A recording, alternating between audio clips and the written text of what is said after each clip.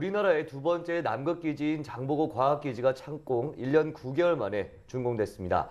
이로써 우리나라는 남극 대륙에 2개 이상의 상주기지를 보유한 10번째 국가로 이름을 올리게 됐는데요. 네, 장보고 기지의 준공이 가지는 의미와 또 공사 과정, 활용 계획까지 자세하게 좀 알아보겠습니다. 극지연구소 최문영 선임연구본부장 전화 연결돼 있습니다. 본부장님 안녕하십니까? 예, 안녕하십니까. 극지연구소 최문영입니다. 네, 반갑습니다. 장보고 기지는 우리나라 최초로 남극 대륙 본토에 세워진 과학기지인데요. 기지의 이름에 담긴 뜻과 더불어서 또 이번 준공이 가지는 의미에 대해서도 말씀해 주시죠. 예, 아시다시피 장보고 기지는 그 통일 신라 시대 때 황해를 무대로 그 해상 무역로를 개척한 장보고 대사의 이름을 딴 기지입니다. 네. 그 장보고의 그 개척 정신과 도전 정신을 기념해서 저희가 장보고로 결정을 했습니다. 이 장보고 기지가 그 준공이 되면서 우리나라는 지난 세종기지가 1988년도가 완공이 돼서 저희가 남극을 진출을 시작을 했다면 이번 장보고 기지 건설을 기점으로 해서 남극 연구의 중심 국가로서 본격적인 남극 연구를 시작할 수 있고 또 우리나라의 극지과학에 대한 그 자부심을 국제사회에 표출한다는 점에서 가장 큰 의미가 있다고 할 수 있겠습니다. 네. 네, 장보고 기지는 상대적으로 위도가 낮아서 이 극지 연구에 제약을 받았던 세종기지의 한계성을 극복하기 위해서 지어졌는데요.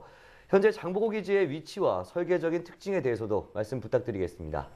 예, 세종기지는 남이 62도, 그러니까 남극의 초입에 위치해 있어서 남극에서 할 수 있는 그 빙하 연구라든지 하는 그런 연구를 할 수가 없었습니다. 근데 장보고 기지는 위도가 남이 74도로 그 단편적으로 말씀드리면 그 하루 24시간이 낮과 밤이 지속되는 기간이 각각 한 3개월 이상이 됩니다. 그래서 이를 통해서 남극에서 할 수 있는 특별한 연구들이 가능하게 되었다고 생각합니다. 그리고 장보고 기지는 그 눈보라가 몰아치면 그 저항에 의해서 그 눈이 많이 쌓이게 되는데 이것을 최소화하기 위해서 건물 디자인을 유선형으로 만들었습니다. 네. 또 환경 친화적인 것을 목적으로 풍력이나 태양력 등 또 발전기 폐열을 이용하는 등 에너지 절감에 많은 신경을 써서 건설이 이루어졌습니다. 또 건설 기간을 단축하기 위해서 조립식으로 모든 시설을 맞춰서 지금 건설이 이루어지고 있는 상황입니다. 네, 기후와 에너지 절약 등 다양한 부분을 신경을 써서 설계가 됐군요. 실제로 기지 공사가 남극의 여름 기간을 이용해서 이제 진행이 됐는데 어떠한 공사 과정을 거쳤는지 더불어서 완공 시 갖추게 될 규모에 대해서도 설명 부탁드립니다. 예, 남극 장보고 기지는 그 남극의 기상 상황이 워낙 열악하기 때문에 네. 국내와 같이 이렇게 1년 12달 공사를 할 수가 없습니다. 남극의 하계 기간인 12월, 1월 2달 동안에만 집중적으로 건설이 이루어질 수 있습니다. 해서 제가 국내에서 완벽하게 그 준비를 한 이후에 국내에서 조립식 건물을 한번 시험적으로 건설을 한 이후에 현장에 가서 건설을 준비하게 되었습니다. 네. 지난 2년 동안 건설이 진행이 되었긴 하지만 지난 2012년 말부터 2013년 초까지 1단계 건설 공사로서 모든 물자와 장비를 싣고 가서 한 30% 정도 건설을 했고요. 지난 겨울 12월부터 올 지금까지 나머지 한 70% 정도를 지금 건설을 하고 있는 중입니다. 네, 장보고 기지가 완공되면 대륙 기반의 지질 연구와 빙하 그리고 해양 연구 등 선진국 수준의 연구를 위한 토대가 마련될 것으로 예상이 되고 있는데요.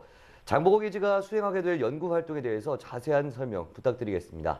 예, 세종기지는 그 남극 북단의 섬에 위치해 있기 때문에 아무래도 그 해양 중심의 연구가 중점적으로 수행이 되었습니다.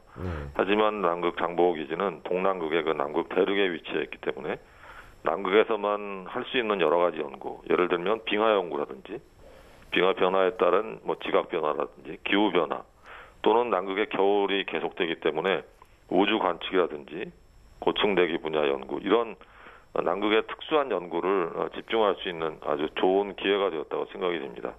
특히 그 남극 대륙 내로 진출할 수 있는 허브 기지로서의 역할을 또 할 수 있고요.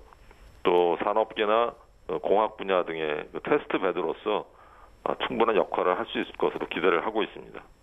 네, 이번 장보고 기지 준공으로 우리나라 극지과학에 대한 자부심이 한껏 좀 오른 것 같은데요. 마지막으로 우리나라의 기술 개발과 연구 수준을 더 높이기 위해서 장보고 기지에 갖고 있는 그 지원 계획에 대해서도 말씀 부탁드립니다.